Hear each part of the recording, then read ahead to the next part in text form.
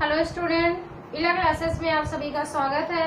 मैं सारिका वर्मा आज प्रेजेंट कर रही हूँ आपके सामने 12th क्लास बायोलॉजी का चैप्टर 4 जो है उसका बचा हुआ पार्ट अर्थात STD sexually transmitted disease.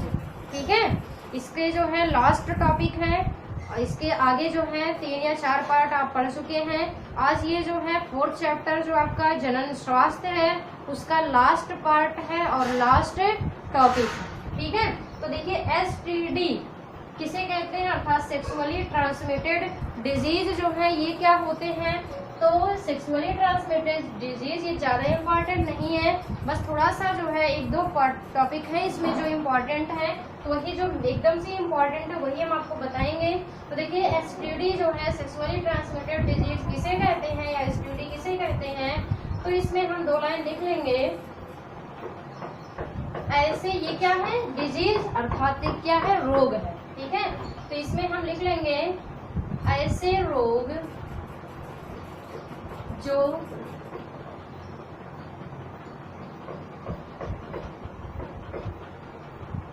Copulation के समय मेल एंड फीमेल यानी कि स्त्री एवं पुरुष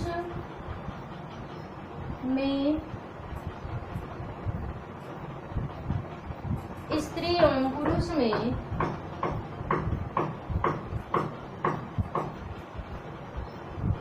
संचारित होते हैं एसटीडी अर्थात यौन संचारित रोग या सेक्सुअली ट्रांसमिटेड डिजीज कहलाते हैं। ये जो है जीवाणुओं एवं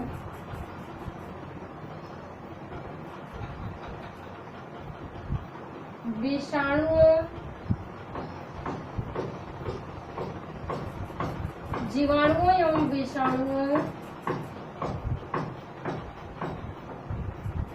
दोनों के द्वारा होते हैं। ठीक है, ये जीवाणु के द्वारा भी होते हैं और विषाणु के द्वारा भी होते हैं। तो पहले हम देखेंगे जीवाणु से होने वाले एसटीडी। ठीक है, पहले हम क्या देखेंगे, जीवाणु से होने वाले एसटीडी। तो इसमें जो है एक है आपका थोड़ा इम्पोर्टेंट है, 1-2 नंबर में पूछ लिया जाता है कभी कभी। पहला है सुजाक। ठीक है, तो ये जो सुजाक है ये किसके द्वारा होता है, आपको पता है किसके द्वारा होता है, जीवाणु के द्वारा होता है। तो आपको जानना है कि किस जीवाणु के द्वारा होता है, अर्थात इसके जो कारक होते हैं सुजाक के कारक जो है वो क्या है, जीवाणु है। लेकिन किस जीवाणु के कारण जो है सुजाक होता है, तो कारक में हम लिख लेंगे नाइसेरिया गोनोरिया जीवाणु। ठीक है, कारक में हम क्या लिखेंगे, नाइसेरिया गोनोरिया जीवाणु, यानी कि नाइसेरिया गोनोरिया जो है ये एक प्रकार का जीवाणु है जिसके द्वारा कौन सा डिजीज उत्पन्न होता है, एसटीडी यानी कि यौन संचारित रोग। और कौन सा डिजीज, सुजाक रोग उत्पन्न होता है। और इसके जो है लक्षण वो क्या है, तो इसके लक्षण है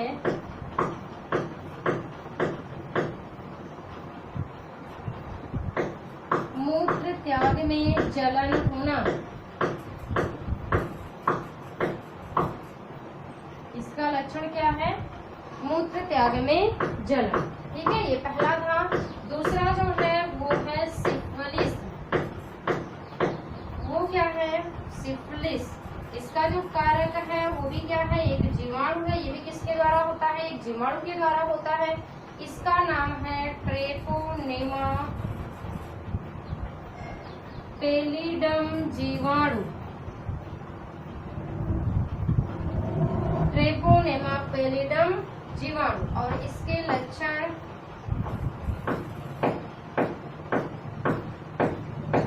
जननांगों पर घाव व छाले पड़ जाना। ठीक है, ये दो जो है ये कैसे एसटीडी है, जीवाणु के द्वारा होने वाले एसटीडी हैं, सुजाक और सिफिलिस। सुजाक जो है ये किस जीवाणु के द्वारा होता है, तो आपने देखा कि ये नाइसेरिया गोनोरिया नामक जीवाणु के कारण होता है, और जो सिफिलिस होता है ये किस जीवाणु के कारण, तो ये ट्रेपोनेमा पैलिडम जीवाणु के कारण होता है। ठीक है, तो जीवाणु के द्वारा होने वाले एसटीडी जो है दो ही इम्पोर्टेंट है तो बहुत ढेर सारे, लेकिन आपके लिए इम्पोर्टेंट दो ही है। ठीक है, इसके बाद आपका आता है विषाणु से होने वाले एसटीडी। दूसरा जो है वो है विषाणु से यानी कि वायरस से होने वाले एसटीडी। ठीक है, तो वायरस से होने वाले एसटीडी जो हैं तो तमाम यानी कि कई सारे हैं, लेकिन इसमें से एक जो है बहुत ज्यादा फेमस और बहुत ज्यादा इम्पोर्टेंट है जो आपके एग्जाम में पूछा जा सकता है, वो है एड्स। ठीक है, वो क्या है, एड्स है। इसका फुल फॉर्म हम जानते हैं, एक्वायर्ड इम्यूनो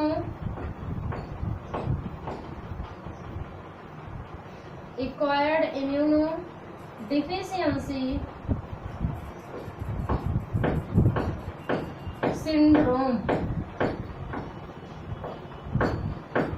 इसका फुल फॉर्म में क्या होता है, acquired immunodeficiency syndrome. Acquired immunodeficiency syndrome. ठीक है, विषाणु से होने वाले एसटीडी में फेमस है आपका कौन सा, एड्स। इसका फुल फॉर्म होता है acquired immunodeficiency syndrome. AIDS जो है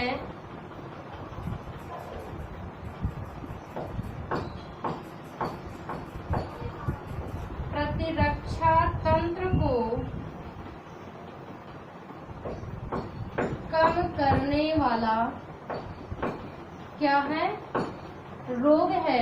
एड्स रोग जो है, एड्स जो है ये कैसा रोग है, ये प्रतिरक्षा तंत्र को कम करने वाला रोग है, अर्थात ये क्या करता है, प्रतिरक्षा तंत्र को कम कर देता है, हमारे प्रतिरक्षा तंत्र को कम कर देता है। और इसका जो कारक है वो क्या है, कारक में आप लिख लेंगे HIV वायरस। ठीक है, HIV इसका फुल फॉर्म होता है ह्यूमन इम्यूनो डिफिशियंसी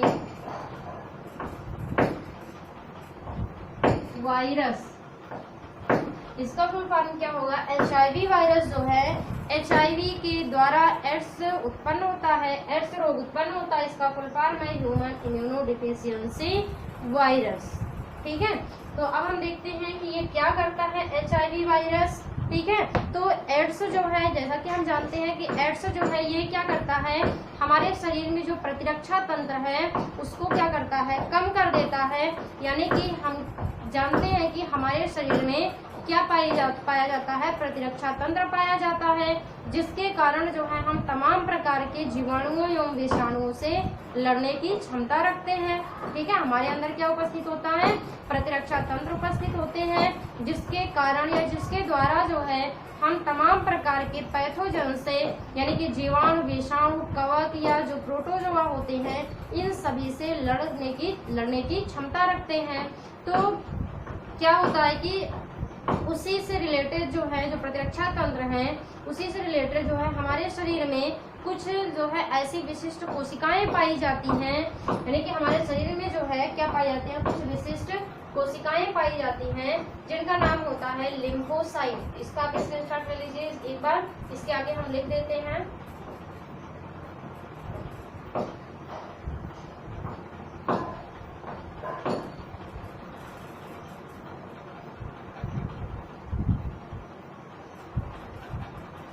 तो हम क्या पढ़ रहे हैं, हम पढ़ रहे हैं एड्स। ठीक है, और इसका कारक जो है वो क्या है, HIV। ठीक है, HIV भी है। और एड्स जो है ये कैसा रोग है, ये है प्रतिरक्षा तंत्र को कम करने वाला रोग है, ये जो है प्रतिरक्षा तंत्र को कम करने वाला रोग है। तो इसमें हम आगे लिख लेंगे थोड़ा सा कि हमारे शरीर में प्रतिरक्षा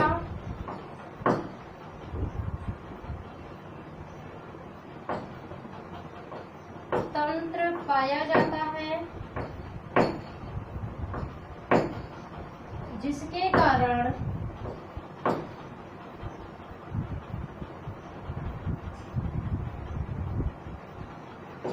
हम अनेक प्रकार के रोग जनकों से लड़ने की क्षमता रखते हैं। आगे हम लिख लेंगे हमारे शरीर में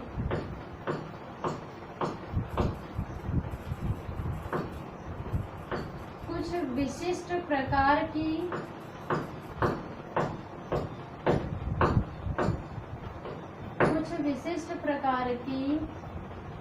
कोशिकाएं पाई जाती हैं।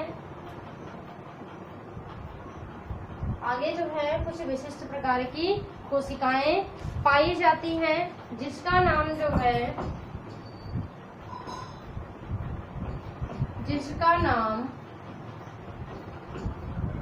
बी लिम्फोसाइट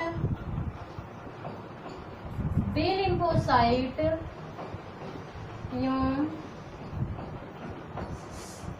टी लिम्फोसाइट है। ठीक है, जिसका नाम क्या है? बी लिम्फोसाइट एवं टी लिम्फोसाइट है। इसमें जो बी लिम्फोसाइट है, बी लिम्फोसाइट क्या करता है? पैथोजन नहीं लिखेंगे, एंटीजन। बी लिम्फोसाइट जो है एंटीजन के अगेंस्ट यानी कि इसके विरुद्ध जो है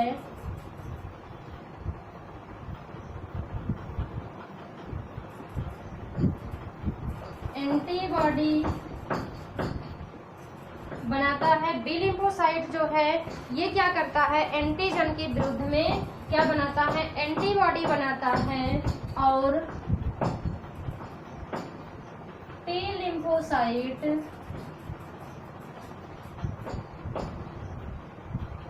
टी लिम्फोसाइट जो है एंटीबॉडी बनाने वाली कोशिकाओं का क्या करता है? निर्माण करता है। ठीक है, ये क्या करता है? एंटीबॉडी बनाने वाली कोशिकाओं का निर्माण करता है। और ये जो टी लिम्फोसाइट है, टी लिम्फोसाइट एंटीजन से जुड़ करके क्या करता है? अपने समान कई प्रकार की कोशिकाओं का निर्माण करता है। इतना आप समझ लीजिएगा, ये लिखेंगे नहीं। इसमें आपने देखा, हमने क्या बताया कि जो हमारे शरीर में प्रतिरक्षा तंत्र होता है, जिसके कारण जो है हम अनेक प्रकार के रोग जनकों से लड़ने की क्षमता रखते हैं। और हमारे शरीर में कुछ विशिष्ट प्रकार की कोशिकाएं पाई जाती हैं, जिनका नाम बी लिम्फोसाइट एवं टी लिम्फोसाइट है। बी लिम्फोसाइट क्या करता है? ये एंटीजन के विरुद्ध, एंटीजन के अगेंस्ट जो है क्या करता है? एंटीबॉडी का निर्माण करता है। और टी लिम्फोसाइट जो है एंटीबॉडी बनाने के लिए कोशिकाओं का निर्माण करता है। और टी लिम्फोसाइट जो है ये क्या करता है कि ये एंटीजन जो होते हैं, एंटीजन के साथ में जुड़ करके जब ये एंटीजन से जुड़ता है तो ये डिवाइड होकर के, ये विभाजित होकर के अपने समान अन्य प्रकार के कोशिकाओं का निर्माण करता है। उसी में एक होता है सहायक टी लिम्फोसाइट।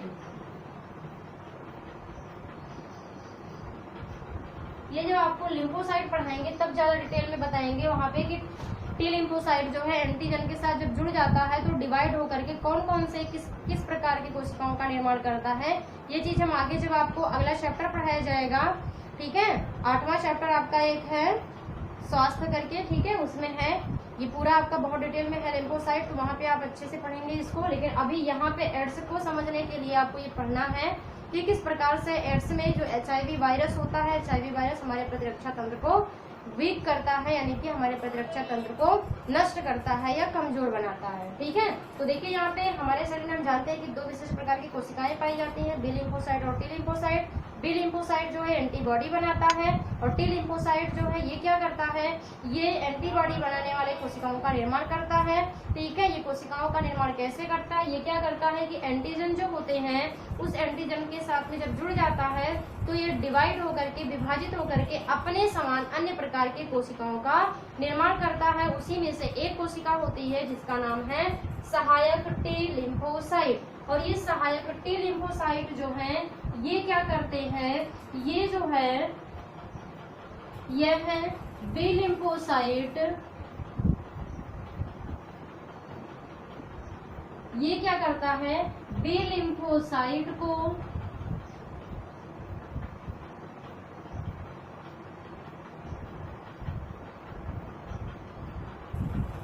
एंटीबॉडी बनाने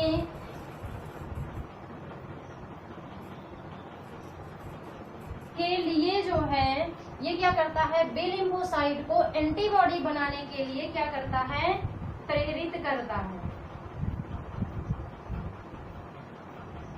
ठीक है, सहायक टी लिम्फोसाइट जो होता है ये क्या करता है, बी लिम्फोसाइट को सूचना देता है, उसको प्रेरित करता है कि आपको इस जो है एंटीजन के अगेंस्ट क्या करना है, एंटीबॉडी बनाना है और एंटीबॉडी बना करके उस एंटीजन को नष्ट करना है। ठीक है, ये काम किसका होता है, टी लिम्फोसाइट का। टी लिम्फोसाइट बी लिम्फोसाइट को प्रेरित करता है उस एंटीजन के अगेंस्ट जो है क्या बनाने के लिए, एंटीबॉडी बनाने के लिए। तब जो है बी लिम्फोसाइट क्या करता है, उस एंटीजन के अगेंस्ट में एंटीबॉडी का निर्माण करता है और एंटीबॉडी का निर्माण करके उस एंटीजन को, उस बैक्टीरिया को या उस वायरस को, यानी कि उस पैथोजन को क्या करता है, नष्ट करता है। ठीक है, तो इस तरीके से आप समझते हैं कि हमारा जो प्रतिरक्षा तंत्र है वो किस प्रकार से काम करता है। थोड़ा बहुत आपने समझ लिया होगा। ठीक है, इतना आपको समझ में आया होगा कि हमारे शरीर में दो प्रकार की विशिष्ट कोशिकाएं होती हैं, बी लिम्फोसाइट और टी लिम्फोसाइट। बी लिम्फोसाइट क्या करता है, एंटीबॉडी बनाता है। टी लिम्फोसाइट जो है ये जो एंटीजन होते हैं उनके साथ में जुड़ करके, विभाजित होकर के, जुड़ने के बाद जो विभाजित होकर के अपने समान कई प्रकार की कोशिकाओं का निर्माण करता है, जिसमें से एक कोशिका होती है सहायक टी लिम्फोसाइट। सहायक टी लिम्फोसाइट क्या करता है, वो बी लिम्फोसाइट को सूचना देता है, बी लिम्फोसाइट को प्रेरित करता है एंटीजन के विरुद्ध, एंटीजन के अगेंस्ट एंटीबॉडी बनाने के लिए। तब हमारा बी लिम्फोसाइट क्या करता है, उस एंटीजन के विरुद्ध क्या करता है, एंटीबॉडी बनाता है। ठीक है, इस तरह से हमारा प्रतिरक्षा तंत्र कार्य करता है सामान्य रूप से, जिसको एड्स नहीं हुआ रहता। ठीक है, तो अब देखिए जब एड्स हो जाता है तो हम जानते हैं कि उसका कारक क्या है, HIV वायरस, यानी कि ह्यूमन इम्यूनो डिफिशियंसी वायरस। तो HIV वायरस जब हमारे शरीर में प्रवेश करता है तो क्या करता है, यहाँ पे आप लिख लेंगे, जब HIV वायरस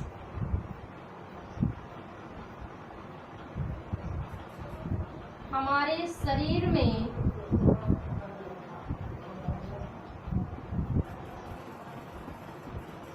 प्रवेश करता है तो वह सहायक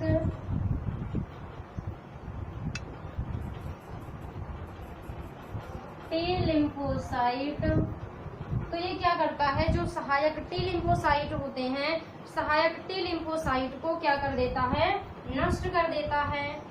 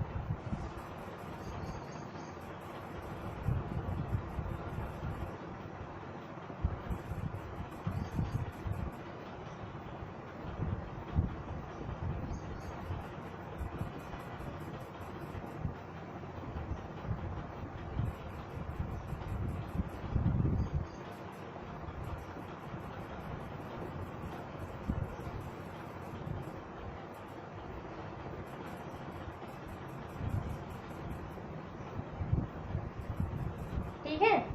तो HIV वायरस जो है, जब HIV वायरस हमारे शरीर में प्रवेश करता है तो वो क्या करता है, वो सहायक टी लिम्फोसाइट को नष्ट करना शुरू कर देता है, जिसके कारण धीरे धीरे जो है हमारे शरीर के अंदर जो सहायक टी लिम्फोसाइट उपस्थित है वो नष्ट हो जाते हैं और हमारा बी लिम्फोसाइट जो है उसको किसी भी प्रकार की सूचना नहीं मिल पाती है, यानी कि उसे जो है एंटीबॉडी बनाने के लिए कोई सूचना प्राप्त नहीं होती है और हमारा बी लिम्फोसाइट जो है एंटीबॉडी बनाना बंद कर देता है, जिससे क्या होता है कि हमारे शरीर में जो एंटीजन प्रवेश करते हैं, जो बैक्टीरिया या वायरस प्रवेश करते हैं, वे क्या करते हैं, वे रोग उत्पन्न करने में समर्थ हो जाते हैं। ठीक है, तो ये था जो है हमारा एड्स। आपको समझ में आया होगा, एक बार फिर से देखिए।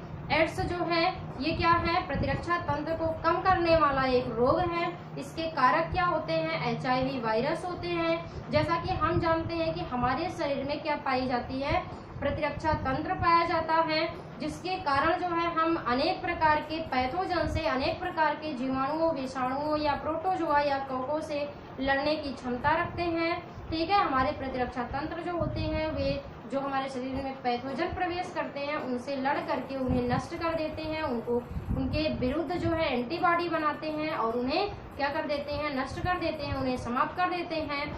तो क्या होता है, और उसी से जो है यानी कि हमारे शरीर में जो प्रतिरक्षा तंत्र है उसमें जो एंटीबॉडी बनती है, उस एंटीबॉडी को बढ़ाने का काम क्या करती हैं, दो प्रकार की कोशिकाएं करती हैं। हमारे शरीर में दो विशिष्ट प्रकार की कोशिकाएं उपस्थित होती है, जिसे हम बी लिम्फोसाइट और टी लिम्फोसाइट कहते हैं। बी लिम्फोसाइट जो है ये क्या करती है, एंटीबॉडी बनाती है, और टी लिम्फोसाइट जो है ये एंटीबॉडी बनाने वाली कोशिका का निर्माण करती है। अर्थात जो सहायक टी लिम्फोसाइट होते हैं वे क्या करते हैं, वे बी लिम्फोसाइट को सूचना देते हैं, या हम कह सकते हैं बी लिम्फोसाइट को किसी भी एंटीजन के विरुद्ध, किसी भी एंटीजन के अगेंस्ट एंटीबॉडी बनाने के लिए क्या करता है, प्रेरित करता है। तो हमारे शरीर में जब HIV वायरस प्रवेश करता है तो HIV वायरस क्या करता है, हमारे शरीर में उपस्थित सहायक टी लिम्फोसाइट को मार देता है, यानी कि सहायक टी लिम्फोसाइट को धीरे धीरे क्या करता है, नष्ट करना शुरू कर देता है, जिसके कारण जो है हमारे सारे टी लिम्फोसाइट जो होते हैं धीरे धीरे नष्ट हो जाते हैं।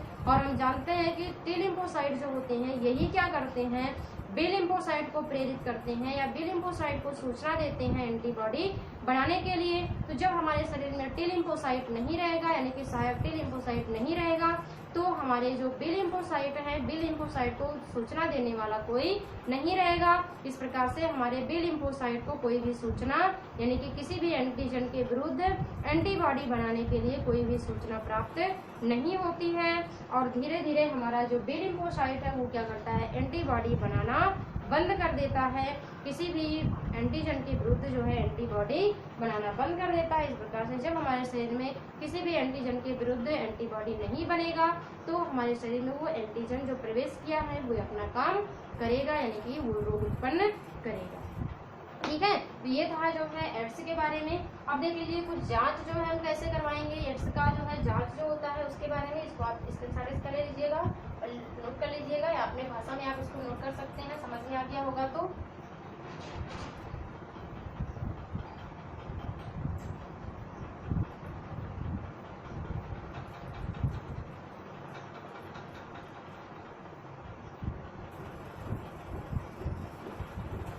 अब देखिए HIV परीक्षण, यानी कि HIV जांच के लिए जो है कौन सा टेस्ट करवाया जाता है, तो यहाँ पे हम लिख लेंगे HIV परीक्षण के लिए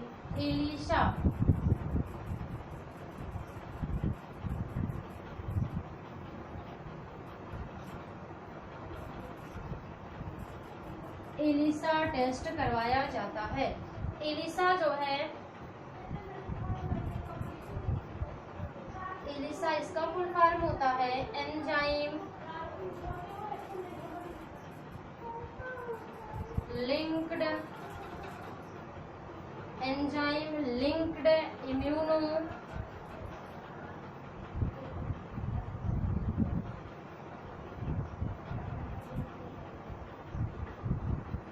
ये है एंजाइम लिंक्ड इम्यूनोजार्वेंट एसे, ये किसका फुल फॉर्म होता है, एलिसा का। यानी कि हम जानते हैं कि HIV वायरस जो है, HIV वायरस के परीक्षण के लिए हमें कौन सा टेस्ट करवाना चाहिए, ELISA टेस्ट करवाना चाहिए, यानी कि एंजाइम लिंक्ड इम्यूनोलॉरेंट ऐसे करवाना चाहिए। और जो है एक और परीक्षण किया जा सकता है जिसे हम कहते हैं वेस्टर्न ब्लॉट टेस्ट, ये तो पहला है। दूसरा एक और टेस्ट होता है वेस्टर्न ब्लॉट टेस्ट, ठीक है। वेस्टर्न ब्लॉट टेस्ट के द्वारा भी जो है HIV परीक्षण किया जा सकता है। वेस्टर्न ब्लॉट टेस्ट के द्वारा भी HIV परीक्षण किया जा सकता है। ये दो टेस्ट होते हैं HIV के लिए, ठीक है।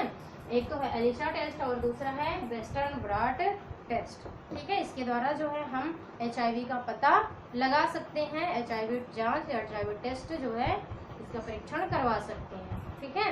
तो उम्मीद है कि आपको ये समझ में आया होगा। कैसा लगा आपको ये वीडियो? अगर अच्छा लगा तो आप इसे लाइक कीजिए, सब्सक्राइब कीजिए और अधिक से अधिक आप अपने दोस्तों के साथ में शेयर कीजिए, जिससे ज़्यादा से ज़्यादा लोग इसका लाभ ले सकें, ठीक है। Thank you.